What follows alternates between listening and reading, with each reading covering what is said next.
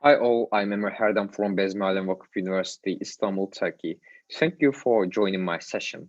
I will talk about my study analyzing Zika virus protein sequence diversity. Zika virus is an arthropod-borne flavivirus transmitted primarily to humans by Aedes mosquito. In 1947, Zika was isolated from a febrile sentinel monkey in Uganda. Zika was later identified in humans in 1952, but its potential impact on public health was not recognized until outbreaks in Pacific from 2007 to 2015, when the virus began spreading throughout the Americas. Rapid spread of Zika virus in 2016 has led WHO to declare it as a global emerging health threat. Herein, we describe a comprehensive quantitative analysis of the Zika virus proteome sequence diversity isolated from the human host. A total of 1,214 protein sequences were retrieved from the NCBI virus database, which was then separated into the individual 10 viral proteins encoded by the proteome by use of the BLAST-P.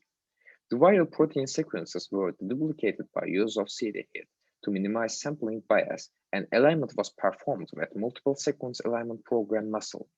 To measure the proteome diversity, the tool DIMA was used to compute Shannon's entropy for each of the aligned overlapped monomer position. This is the figure 1. Figure 1 provides the overview of the entropy and the corresponding total variance for the 10 proteins. Entropy values are on the left y-axis here, whereas total variance are on the right y-axis here. Higher entropy values indicate higher diversity, and the lowest entropy of 0 indicates complete conservation. Total variance is defined as simply 100% minus the incidence or frequency of the most predominant sequence, which we refer to as the index. For example, if a position has a predominant sequence or index with an incidence of 90%, then the total variance incidence at that position would be 10%. The human Zika virus proteome was highly conserved with a mean entropy value of only 0.2 and a peak total variance incidence as low as 35%. The structural capsid protein was the most diverse, average entropy of 0.43, whereas the non-structural tree was the most conserved, 0.13.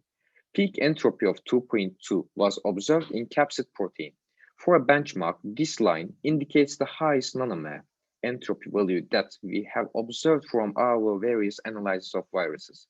The peak absolute, not mean entropy of 9.2 and total variance of 98% was observed for HIV-1 clade B.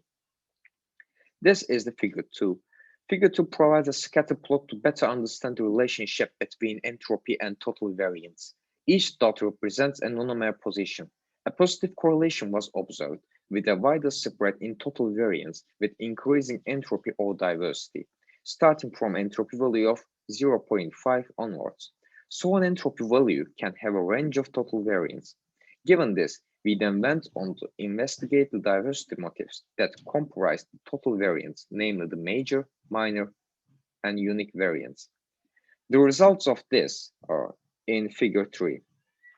The sequence with the highest incidence, most common, is referred to as the index monomer, while the others are grouped as variants, referred to as total variants, defined as sequences that are at least one amino acid different from the index monomer. The major variant is the second highest incidence monomer at the position, and thus the most common variant, while minor variants are sequences that occur more than once in the aligned viruses, but each with an incidence less than or occasionally equal to the major variant. Unique variants are singleton, each observed only once in the alignment. Additionally, the incidence of all distinct variant monomer sequences, monotypes, at a given monomer position was determined. These diversity motifs were then analyzed to quantify the dynamics of Zika virus proteome sequence dynamics.